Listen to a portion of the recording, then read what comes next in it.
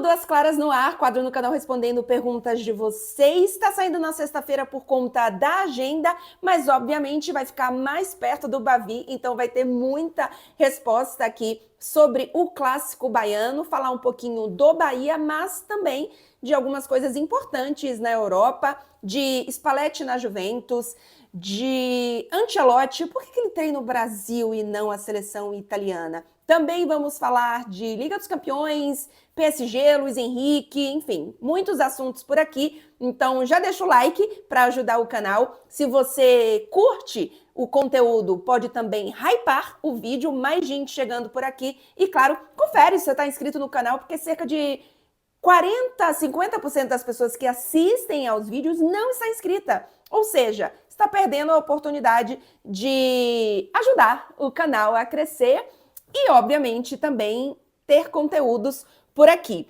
Vamos lá, vamos começar com as perguntas. Vou começar com Bahia, mas vai ter perguntas alternadas, tá? Então, atenção, torcedor do Bahia, não saia daí depois das primeiras respostas. O Yuri.o.andrade 1 pergunta: Bahia deve ir com o time titular para o vice? No caso, ele que escreveu vice, atenção.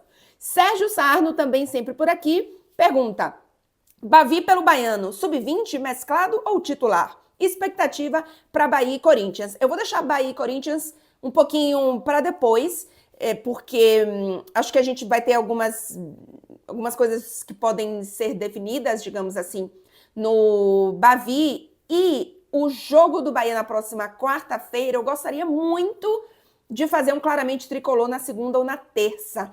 Então, na segunda, provavelmente, porque terça é prévia de Liga dos Campeões. É semana de Liga dos Campeões, aliás.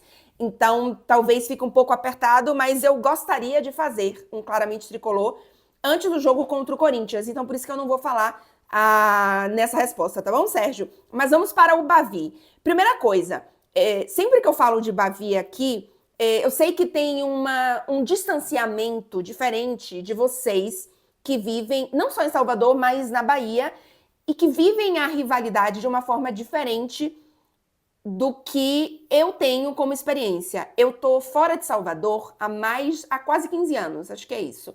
E eu não vivo a rivalidade do dia a dia, que eu sei que é muito forte. O clássico, o Bavi, ele é muito vivido. E aí vou usar aqui Salvador, porque é onde eu tive essa percepção, tá?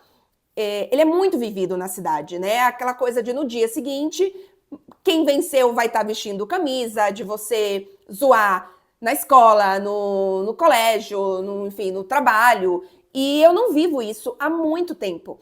Então, essa rivalidade que existe, obviamente que é o adversário do Bahia, é o grande rival do Bahia, mas eu já tinha um distanciamento nesse sentido, de não viver essa rivalidade. Eu, há muito tempo, não saio no dia seguinte, depois de uma derrota ou um triunfo no Bavi, e encontro pessoas que torcem pro Vitória. Eu não encontro pessoas que torcem pro Vitória hora nenhuma.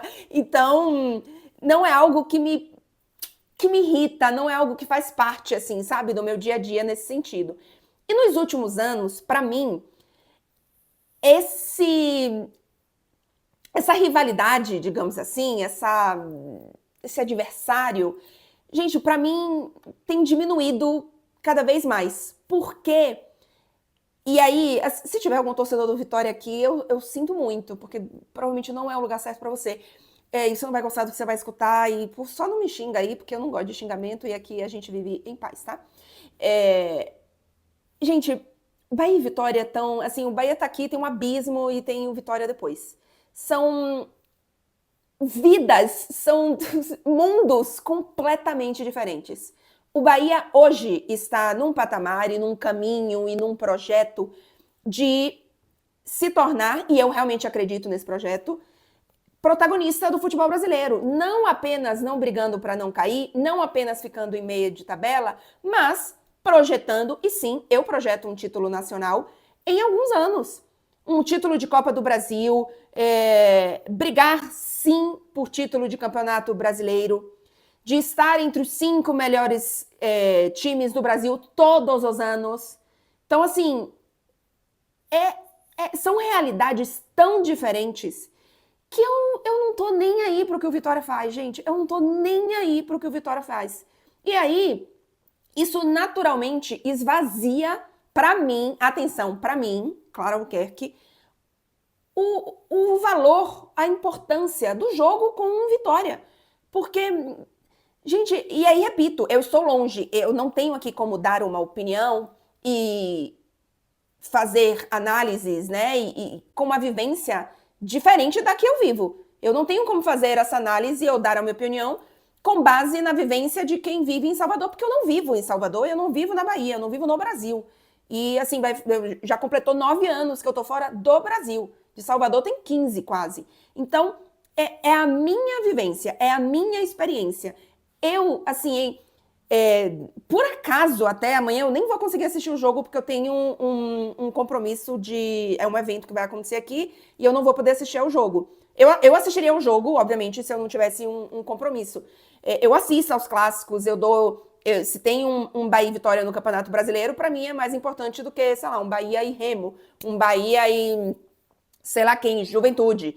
É mais importante do que algumas outras partidas. Mas eu não dou uma importância absurda para isso. Eu não vou acordar... Assim, eu não quero que o Bahia perca, porque eu não quero que o Bahia perca absolutamente nada. Mas se perder no dia seguinte, eu não vou escutar de torcedor do Vitória. E se perder no dia seguinte, assim...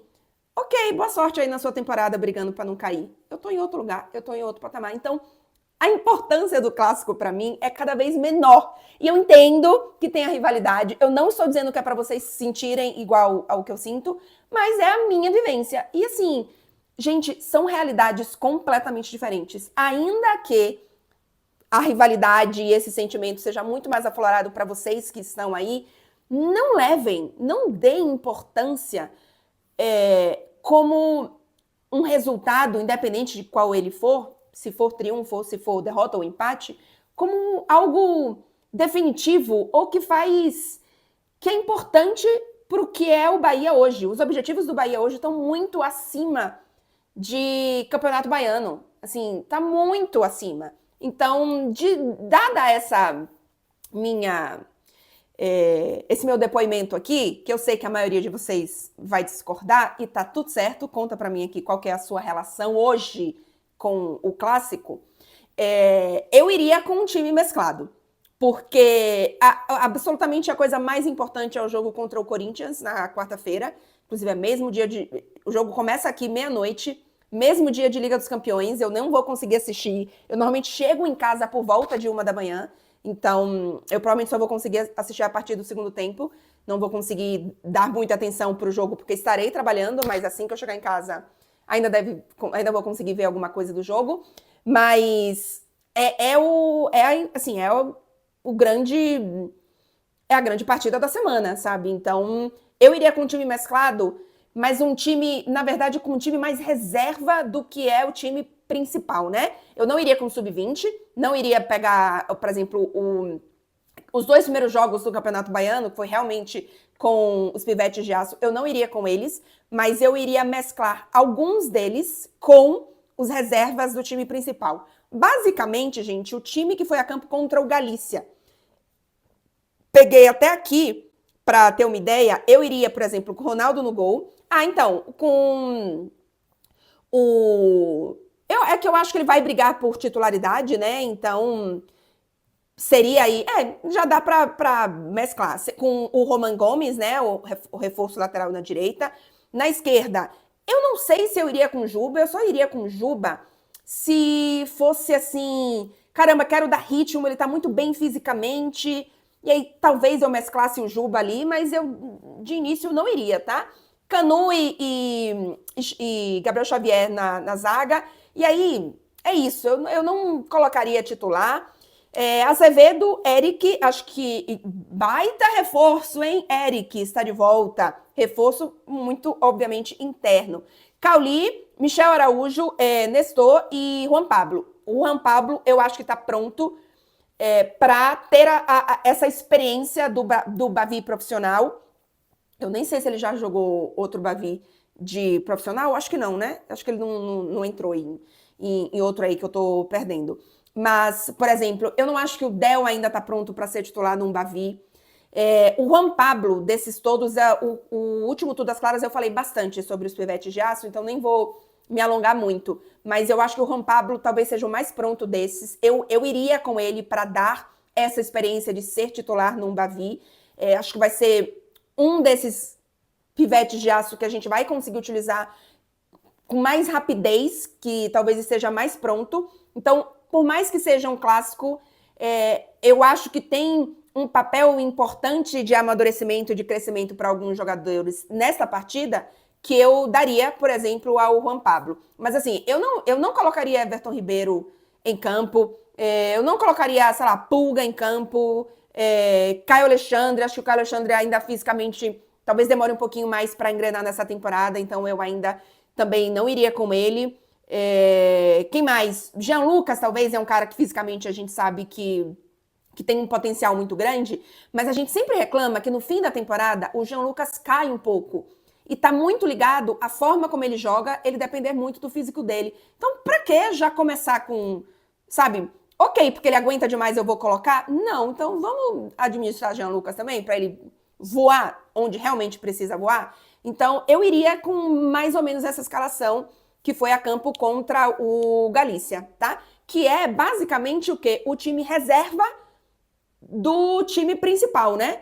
E aí eu mesclaria isso, um outro jogador, o Juan Pablo, talvez, a depender da parte física, o Juba na esquerda. Querendo ou não, o Roman Gomes, eu acho que é um jogador que vai brigar para ser titular no Bahia. Então talvez ele entre na cota titular pro Bavi, mas eu iria mais ou menos com essa equipe, tá? Seria um pouco da minha escolha. O Bernardo Dutra, seguindo aqui as perguntas, qual o melhor time do Bahia que você viu jogar? Essa pergunta é uma pergunta complicada, sabe por quê? Eu nasci em 83. Então, o Bahia que foi bicampeão brasileiro, eu ainda era muito pequena. Eu não vi esse time jogar. Eu vi vídeos, né? Mas eu não acompanhei essa equipe. Eu começo a ter lembranças grandes de futebol a partir de 94. Então, e mesmo assim, você sabe muito bem da minha história com o Bahia e até com o futebol em si mesmo, eu não acompanhava desse jeito. Então, parece meio louco, mas, gente, assim, o melhor time do Bahia que eu vi jogar é este time atual. Um meio-campo com Jean Lucas, Everton Ribeiro e Caio Alexandre, que eu vi jogar, esqueçam, antes de 90, antes de 95, 96, sei lá, esqueçam, tá?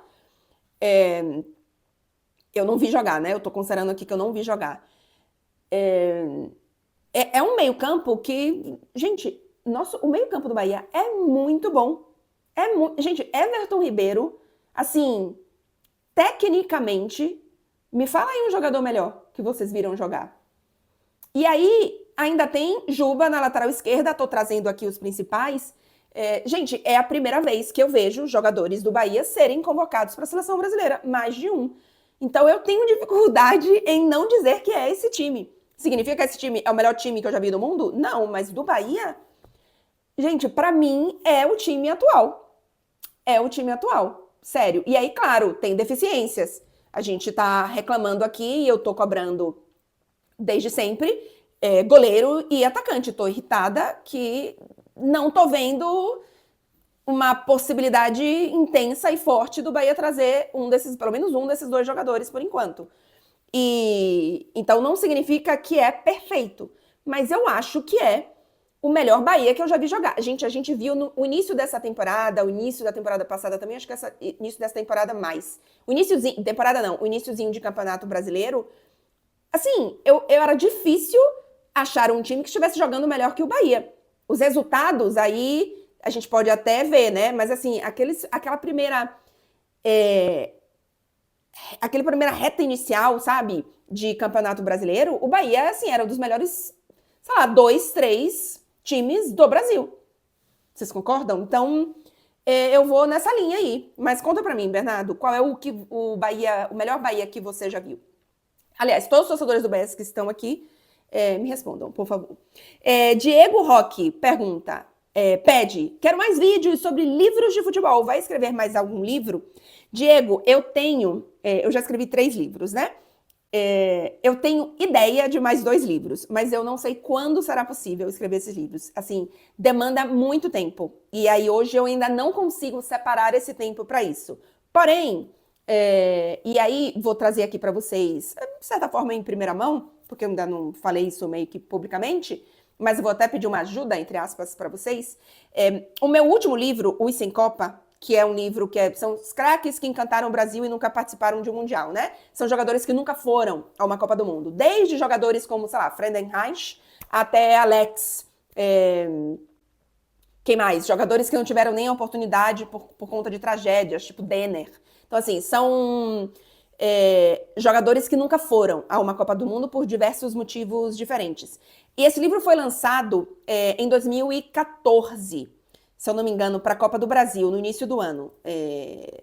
Para a Copa do Mundo que foi no Brasil, se eu não tô louca. E aí, foi 2014? Foi, não foi, gente? Foi. Se eu não tô louca. E ele é só físico, né? Inclusive ele tá esgotado, assim, você acha eles em sebos e tal, mas ele tá esgotado. E eu queria lançar ele digitalmente. E aí, eu vou precisar parar para fazer umas atualizações nele, né? Porque, obviamente, tem alguns dados que mudaram. Eu não vou mudar jogadores, mas eu vou atualizar alguns dados. E eu queria uma pessoa que fizesse essa transformação de livro, do arquivo que eu tenho, do livro físico, né? Para o arquivo necessário para ser lançado como um livro digital, como e-book, né? Se você conhece ou se você faz esse trabalho, eu não preciso da diagramação, no caso, eu preciso da adaptação, né? Eu tenho já o projeto que foi impresso como livro físico e eu preciso de uma pessoa que adapte isso para mim na versão que eu possa lançar digitalmente e que tem experiência nisso, né? Porque eu não tenho nenhuma. Então, que saiba qual vai ser o formato, como que coloca para vender lá na Amazon, sei lá onde que vai ser. Então, se você conhece ou você é essa pessoa, me manda uma mensagem, de preferência, pode ser um DM no Instagram, pode ser aqui nos comentários, com o seu e-mail, com o seu contato, que eu entre em contato, tá? Tô atrás dessa pessoa para me ajudar. Mas, enfim, tá aí essa informação para vocês.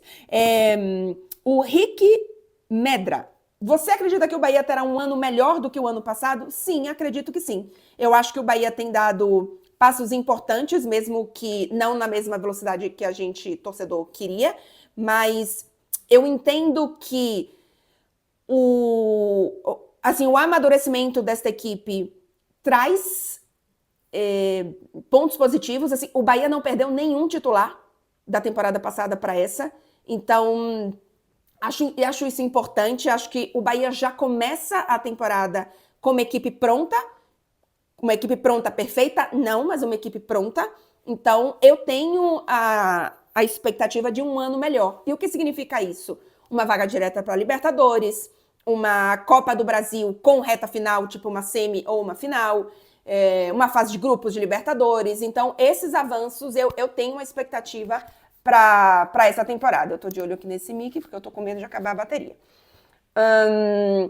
Que mais? O Rodri.s.s pergunta: Clarozza, existe debate na mídia italiana e europeia por Ancelotti estar no Brasil e não na Itália? É engraçado, Rodri, porque eu me questionei muito quando ele aceita o Brasil, por que esse debate não ficou tão grande na Itália. Mas realmente não ficou. O Ancelotti teve chances de treinar a seleção italiana, especialmente ali em 2018. E o Ancelotti disse na época, ele não aceitou o convite, e ele disse abertamente depois que ele não aceitou porque naquele momento ele queria um trabalho ainda de dia a dia, né, de clube. E ele não queria trabalhar com seleções, nem com a seleção italiana, porque ele gostava desse trabalho de dia a dia. O trabalho na seleção é um trabalho muito mais de selecionador do que de treinador. E que para ele não fazia sentido naquele momento. E aí, eu acho que depois disso, ele nunca foi realmente cogitado na seleção italiana. Agora, para a última vez, ele disse que a seleção italiana não procurou ele, né? E se eu tivesse sido a seleção italiana, na hora que eu começo a ouvir um zoom de que Ancelotti pode treinar o Brasil, eu iria em cima do Ancelotti, tá? Porque não funcionou no primeiro ano, né, lá com a seleção brasileira, mas funcionou no segundo. E eu continuo achando que a seleção italiana continua precisando de um técnico. porque o Gattuso veio numa coisa meio Dunga, sabe? Fazendo a alusão ao Dunga do Brasil, quando ele é apontado, para trazer raça, para trazer coragem, né? Para levantar moral. Uma coisa meio assim, que eu não curto a longo prazo. A curto prazo, eu até acho não, os resultados dele vieram. Ele tem aquelas 2 derrotas péssimas para Noruega, que fazem a Itália não classificar direto para a Copa do Mundo, mas todo o resto com Gattuso são vitórias. Então ele tá trazendo o resultado. E maravilhosa a Itália? Não, mas os resultados estão vindo. Então eu entendo eu vejo o que acontece a curto prazo, mas eu ainda acho que a seleção italiana merecia um técnico melhor. Então eu teria tentado muito o Ancelotti, mas eu me questiono também por que o Ancelotti na seleção italiana ele não foi tão debatido quanto eu acho que deveria. Mas, enfim. Mais perguntas por aqui. O road.big.dream sempre manda belíssimas perguntas, inclusive várias perguntas boas dessa vez, mas eu selecionei uma. Saída do Xabi Alonso do Real Madrid beneficiou os brasileiros? Eu não sei se beneficiou os brasileiros, né? Porque o Rodrigo tá lesionado e o Militão também. Mas o Vini, eu não tenho nenhuma dúvida. Porque o perfil do Xabi Alonso é muito mais de querer potencializar o coletivo, de ter uma identidade de futebol, de querer priorizar a forma como o Real Madrid vai jogar e as minhas ideias de futebol.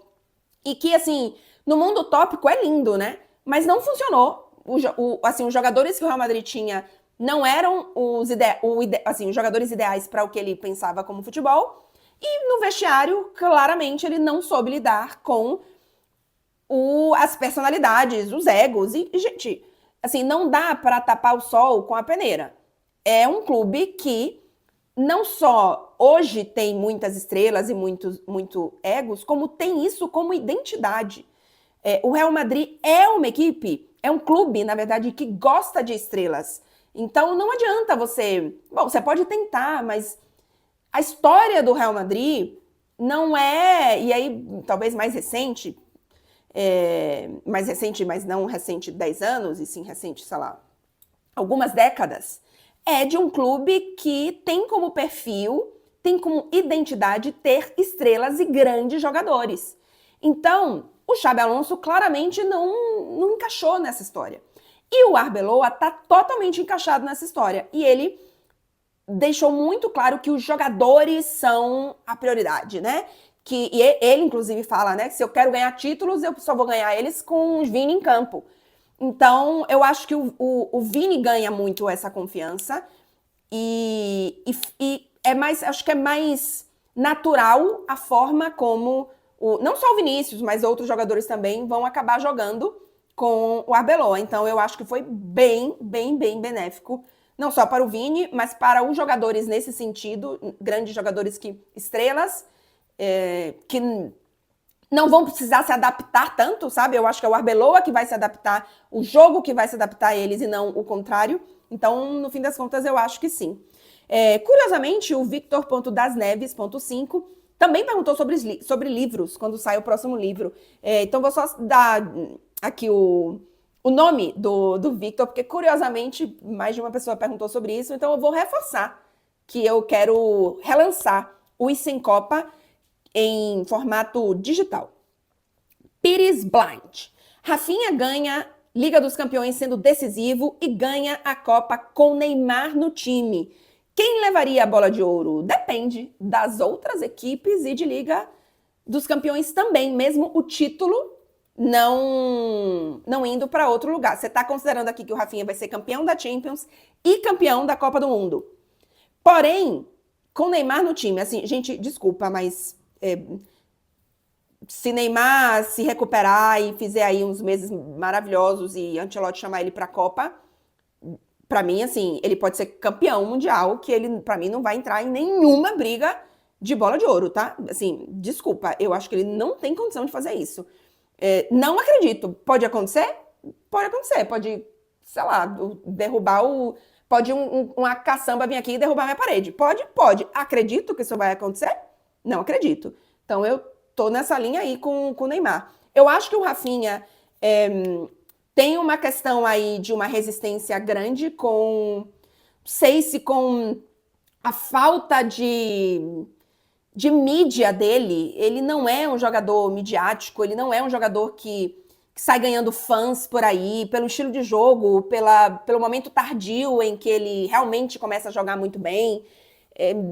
Tem uma resistência grande aí, que acho que é potencializada pelo fato de que o futebol é centralizado na Europa, existe aí um eurocentrismo grande, mesmo em quem não é europeu, mas vota nos prêmios. Eu acho que tem um eurocentrismo aí, acho que tem sim, um pouco de preconceito, sabe? Eu acho que tem, e o Rafinha acaba ganhando, perdendo nessa história.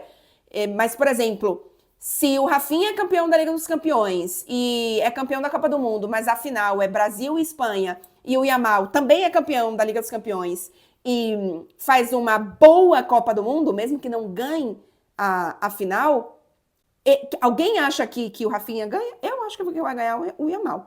Temporada passada, para mim, o Rafinha deveria estar no top 3 e eu não colocaria o Yamal. Inclusive, um monte de gente, torcedores do Barcelona, deveriam me xingar, porque eu odeio o Yamal. Eu não odeio o Yamal, eu só acho que o Rafinha fez uma temporada melhor, mais regular e mais importante do que a do Yamal. Se eu tiver que contratar alguém, se eu tiver que pensar daqui a 10 anos, sim, talvez o Yamal realmente esteja na frente. Mas a temporada passada, para mim, era o Rafinha. Eu continuo achando hoje que o Rafinha é mais importante do que o Yamal. O Rafinha é melhor, mais talentoso do que o Yamal? Não, mas hoje, para mim, o Rafinha é mais importante para a equipe do que o Yamal. Então, eu não sei se ele leva a bola de ouro. Eu realmente não acredito, porque eu acho que tem uma resistência a ele que outros não têm e que ganham votos automáticos. É o caso do Mbappé, eu acho que vai ser o caso do Yamal. Então, é uma pena, porque eu acho que é um jogador que, fazendo uma temporada, por exemplo, igual a temporada passada, mas com um título de Liga dos Campeões e um de Copa do Mundo, eu acho que mereceria. Eu acho que ele é subvalorizado por muita gente. Mas, infelizmente, não sei. Não consigo ver isso sendo algo muito claro, assim, para o futuro. Muita gente perguntou sobre o que eu achei do Alvalade, incluindo o Arthur Ponto Veloso e da torcida do Sporting. Eu amei o estádio é lindo, inclusive estou de verde hoje de novo. Eu adoro estádios com identidade, com personalidade. Esses estádios novos, que é tudo cinza e vermelho. As cadeiras são tudo vermelha e de lá de fora é tudo cinza. Por exemplo, eu amo, a Allianz Arena é lindíssima. Mas é cinza pelo lado de fora e vermelha do lado de dentro. Sei lá, o Wembley, do Tottenham nunca fui, mas do Atlético de Madrid, eles são todos muito parecidos. Não tem, sabe, você entra e você fala, de quem é esse estádio? Do Atlético de Madrid? Da seleção inglesa? Aqui do Bayern Munique tem um escudo ainda, né? Mas assim, pra mim são estádios lindos, maravilhosos, mas não são estádios com charme, identidade, sabe? E o Alvalade tem, porque ele tem as cores, ele é verde, assim, óbvio, ajuda que as cores do Sporting não são vermelho e branco, mas eu gostei muito, sabe? Tem uma identidade, um charme muito, muito legal. Assim, e ele é bonito, ele tem a única tristeza é que ele tem muito prédio ao lado, você não consegue ter uma esplanada que você tem uma imagem grande dele, sabe? De longe, mas é muito bonito, eu gostei. A torcida, é uma torcida que não me espantou, não. A torcida do PSG, por exemplo, dá de 10, não vou dizer a 0 não, mas vocês entenderam. A do Sporting, não foi uma torcida que colocou pressão, que cantou o tempo inteiro, mas é difícil achar torcida assim, tá? Não são muitas, não. Então não é só uma coisa do Sporting. Falar em estádio, a Sara pergunta se tem algum estádio que ainda não conheceu aí na Europa e quer muito. Alguns ingleses, tá? Que eu não conheço ainda. Eu não conheço Old Trafford, eu não conheço Stamford Bridge. Acho que são os dois principais, assim, de Inglaterra que eu não conheço. O do Tottenham, eu não conheço. O novo eu também não conheço. Também não conheci o antigo. Mas eu não tenho tanto... Eu sei que ele é moderníssimo, mas eu não tenho tanta vontade. Mas... Stamford Bridge e Old Trafford eu queria muito conhecer. São os dois que eu não que eu não conheço. Que mais? Temos perguntas sobre o Samuel, 1890, também tá sempre por aqui fazendo boas perguntas. Olá, Clarinha, o que você tá achando do Spalletti na Juventus? Tô gostando bem, hein? Tô gostando bem. É uma Juventus que claramente mostra evolução. Alguns jogadores subiram de nível quando a gente fala em atuação, por exemplo, o Locatelli, que é um jogador tecnicamente muito bom, mas que estava sempre abaixo nessa Juventus, e ele subiu o nível dele de atuação. Obviamente, tem talentos como o Willy Diz, que é um jogador, assim, para mim, é uma joia que a Juventus precisa potencializar e proteger de todas as formas. Alguns jogadores individualmente crescendo, né? O próprio McKennie, que, assim, eu tive muitas questões com o McKennie na Juventus, mas a gente não pode falar dele nesse momento. O Bremer voltando, já tem alguns jogos, né? Então, assim, um jogador que teve uma quebra muito grande de ritmo por conta da lesão. Ele ficou 9, 10 meses fora de campo, e era uma pena, porque para mim, na hora que ele se lesiona, ele era o melhor zagueiro brasileiro em atuação, ou um dos 2 melhores, e agora ele voltando a ter uma sequência interessante. Então, é uma Juventus que a gente vê mais bem treinada mesmo, com jogadas ensaiadas, com movimentações interessantes, com toque de bola. É uma Juventus bem mais interessante. E os resultados também dizem isso, né? Eu fui até pegar aqui, nos últimos 13 jogos, a Juventus tem 10 vitórias.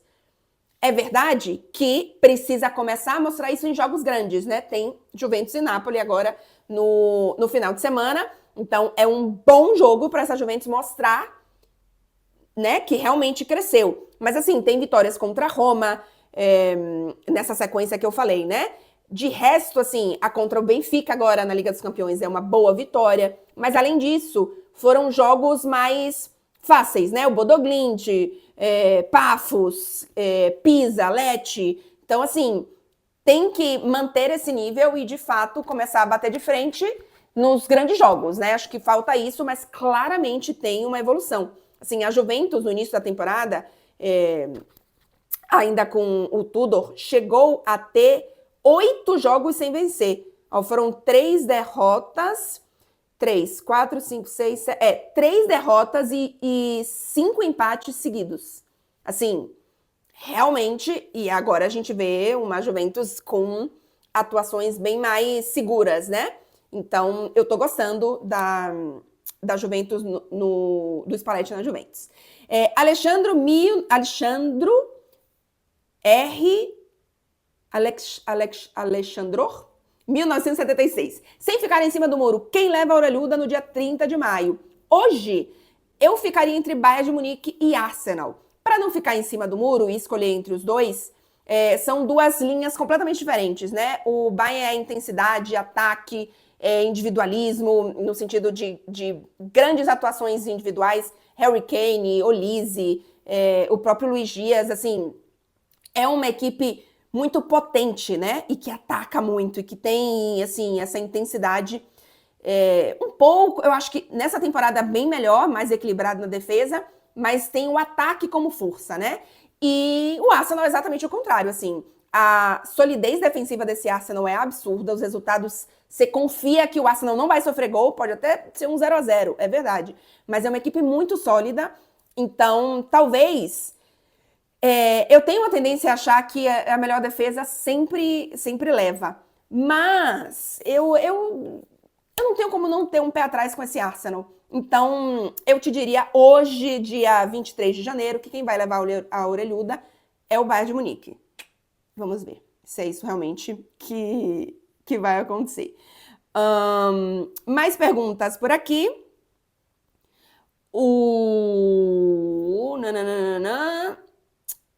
Quais expectativas... o cantor Gustavo Bastos, sempre mandando perguntas também aqui, muito obrigado.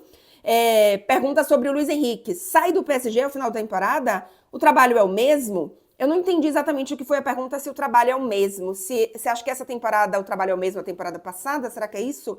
Mas se o Luiz Henrique sai do PSG ao final da temporada, neste momento não me parece fazer sentido, tá? E assim, a gente não tem nenhum indicativo nenhuma fonte confiável, nada que leve para esta conclusão. Eu também não tenho informação nem nada que leve para essa conclusão ou para esse caminho. Eu diria que o Luiz Henrique ele ainda tem contrato, além dessa temporada terminar, a outra, né? Então, até 2027, acho que é isso. Então, eu te diria hoje que ele fica, tá? E eu acho que o trabalho dele é muito parecido em relação à temporada passada, só que eu acho que ele tem um desafio maior, que é manter a intensidade da temporada passada numa temporada seguinte, em que a gente sabe que tem uma ressaca de tudo que foi conquistado. Foi a melhor temporada da história do clube. Então, assim, não vai se repetir, já não vai se repetir, porque já perdeu a Copa da França, mas pode acelerar nessa reta final, assim como foi na temporada passada. Gente, até janeiro, até 21 de janeiro, acho que foi essa data do jogo entre City e PSG. Se não foi essa data, foi muito próximo. Mas até meados de janeiro, o PSG da temporada passada não era considerado um sucesso e muito menos favorito para ganhar a Liga dos Campeões. Então a gente também pode ver essa evolução nessa temporada, especialmente individualmente. Dembélé tá devendo, Barcola tá devendo, Kvaratskhelia tá devendo. Então, assim, o ataque deste PSG tá devendo. Acho que tem tido erros individuais na defesa que não aconteceram tanto a partir de janeiro da temporada passada, porque antes sim, eles estavam acontecendo, e os jogadores também estavam devendo individualmente. Então eu acho que é um pouco nessa linha, sabe? De que o trabalho, eu não acho que é um trabalho pior do que o da temporada passada, mas são situações diferentes neste momento. Isaac.ss me pergunta: Clarinha, você acha que o jogo entre PSG e Newcastle se tornou o principal jogo da próxima quarta? Eu não sei se é o principal, mas talvez seja eu acho que é o único entre times do top 8, né? Que se enfrentam. Então, nesse sentido de que quem ganhar garante top 8, muito provavelmente quem perder fica fora do top 8, talvez sim.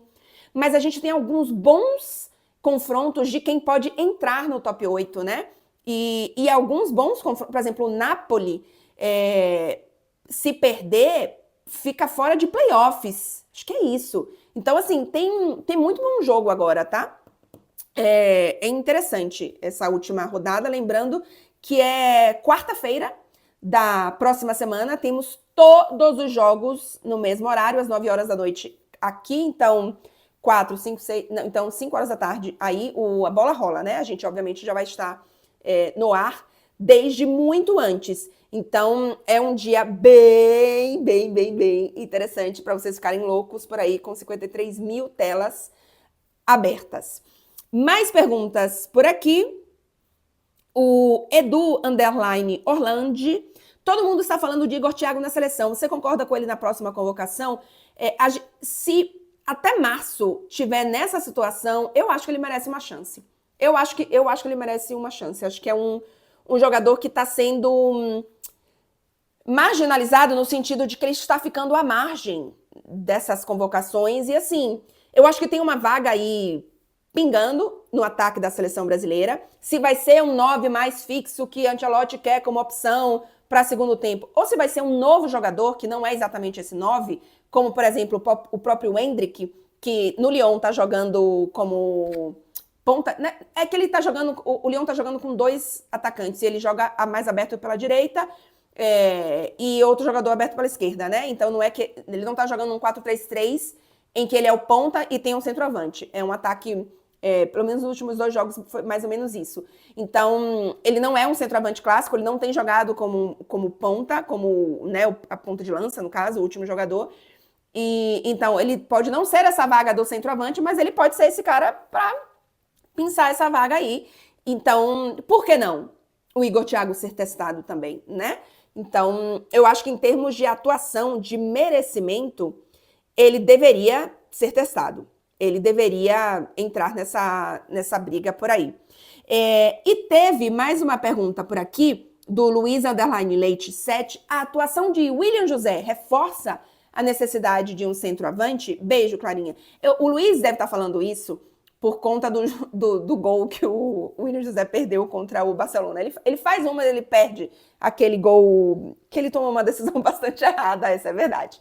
Mas eu estou, nesse momento, eu estou um pouco não acabou ainda, Então, eu sou uma pessoa positiva e esperançosa, mas eu tô um pouco decepcionada com o mercado do Bahia nesse momento, porque eu achava que, ainda que não conseguisse, e talvez esteja rolando algo nos bastidores que a gente não tá sabendo, mas eu estou incomodada que o Bahia não está indo tão forte atrás de um centroavante. Porque, para mim, precisa de um cara mais confiável. Eu falei muito sobre isso no vídeo sobre a expectativa para o Bahia para 2026, então eu não vou me alongar tanto. Mas eu já tinha a necessidade de um centroavante, independente da atuação do William José nesse jogo ou no último jogo. O William José é um atacante muito útil. E não é pra gente desmerecer aqui e dizer que ele não serve pro Bahia.